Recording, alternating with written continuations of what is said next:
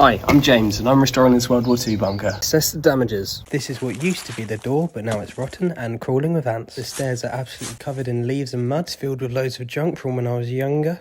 With spiders, slugs and snails. Started with checking what was inside. As you can see, it got swarmed with a million flies. I then took everything outside to have a clear look inside the bunker. Left inside, worms, acorns and loads of mud and leaves. Very nice. Today we're looking at all the stuff we took out last time. This science kit, which didn't look too good on the inside. Some binoculars, which would probably be listed as used on eBay. And a chest with a fidget toy and a Nintendo 2DS with a Club Penguin. I started by brushing all the leaves off the stairs.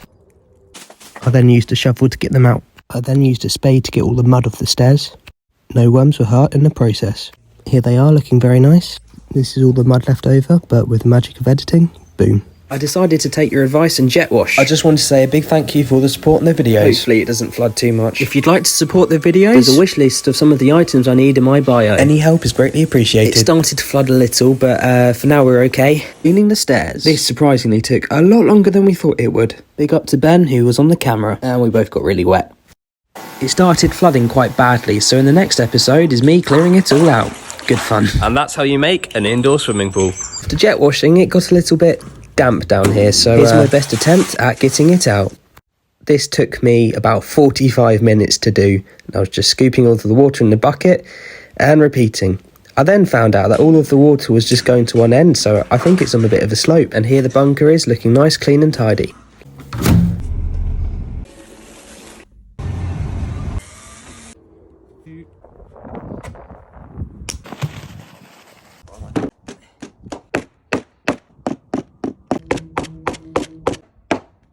Oh, that looks good. That looks good.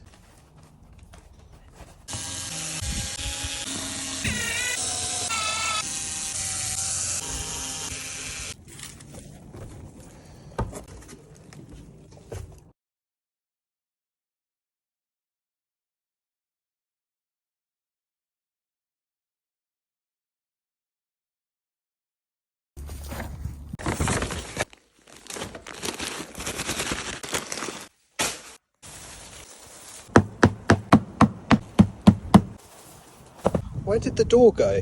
Thanks for all the suggestions, but in the end I decided to give it a good old sweep.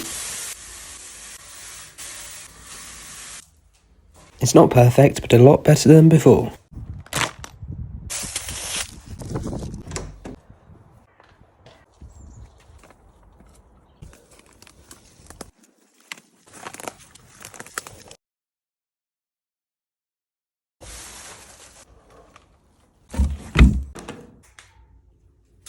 So lots of you are probably wondering, what happened?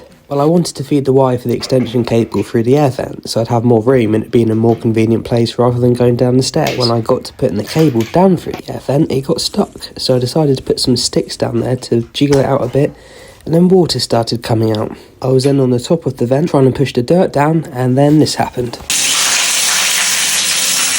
So the disaster that happened the last time I tried to do this, I was very careful to feed this down. It took quite a few attempts. I'd have to put the rope in and I'd get a stick and try and push it down and repeat until I could see it coming out the other end. But eventually I got there using a metal pipe cleaning tool. I could not describe the relief I got when I finally got it through. Today I'm reassembling the extension lead. I then realised with the new slack that I generated from moving it, I was able to reach it all the way to the house. Well, I had to cut a corner though. So after, I need to give this place a bit of a clean. Now I've just got to wait for all of this to dry out. After I got electricity down here, I thought it's finally time to put some lights in. And yes, I got TikTok lights. I know. Don't judge me. It's a TikTok series. I thought it would be fitting. Okay, just to add, this is a temporary solution. I'm planning on putting some prop ones in at some point. As it's still quite damp in the shelter from where it flooded, I've borrowed this dehumidifier. The issue is I don't exactly know how it works, so I've just turned it on. I'm going to hope for the best. I think it's working, but I'll come back and check on it tomorrow. It's about 24 hours after I put the dehumidifier on, and as you can see, it's worked really well. Let's see how much water's in here. Wow, it's collected quite a lot of water actually.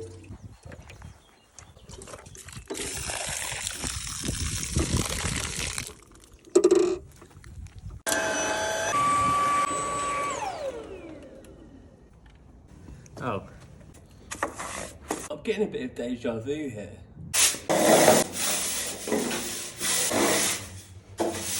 New Hoover died, so I got the older model.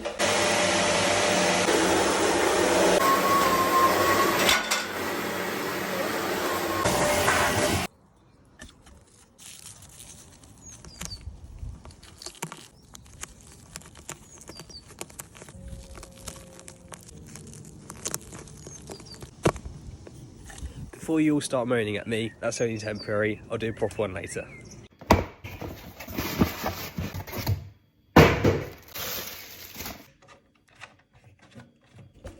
Oh.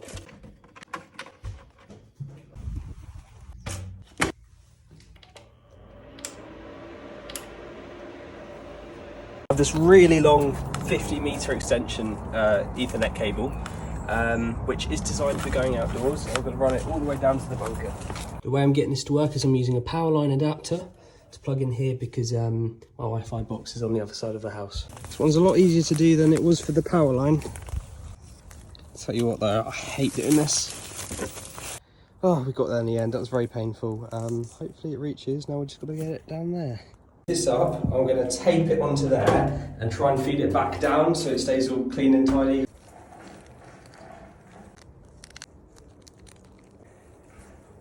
I can actually see it there, so maybe if I just put it out a little bit more.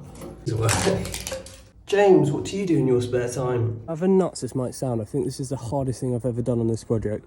Please work, please work.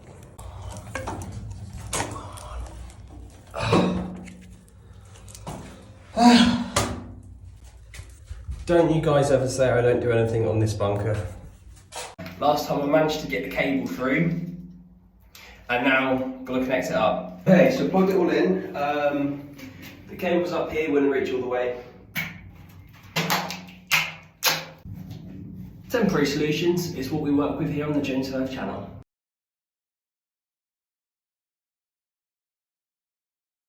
It may not be the best, but we have internet.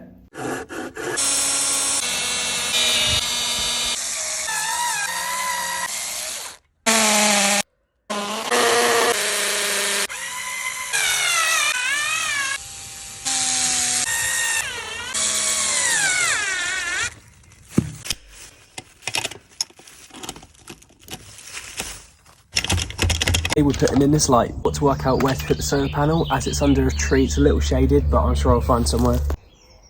Fortunately, I couldn't find anywhere good to put it. I'm just going to put it there. Once again, my absolutely favourite thing to do, feeding stuff through the pipe.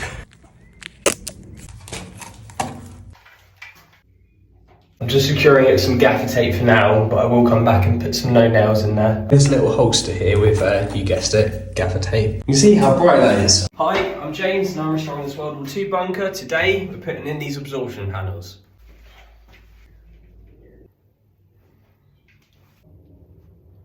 So obviously it's not perfect in here, but that has made a very big difference, and I'm hoping that when we start putting more things in, that will absorb more of the sound. Hi, I'm James, I'm restoring this World War II bunker, and this is my plan.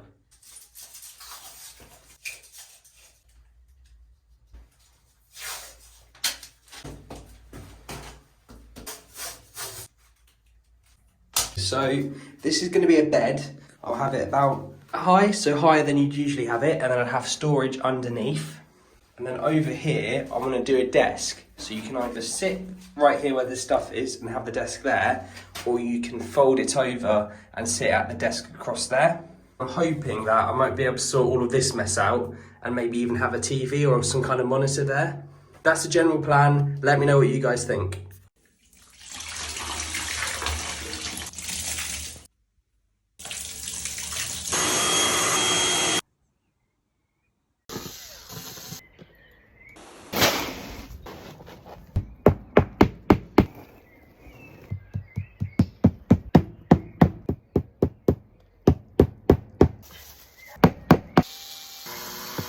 Whilst I've been having my break, it's gotten quite messy down here. So today I'm just going to try and put this back to how it was.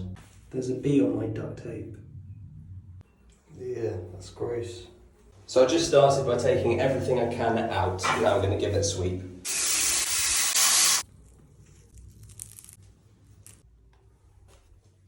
So it's very moist and it smells a lot in here, so I'm going to put the dehumidifier on overnight.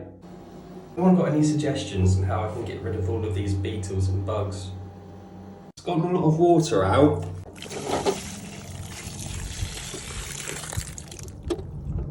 I'm going to leave it going another night as it's still very humid in here.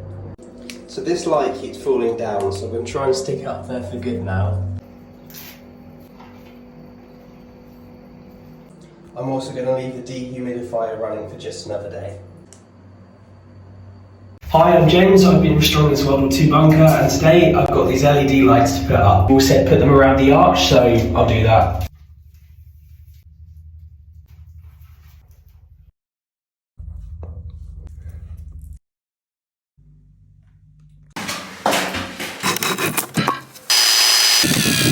Like professional.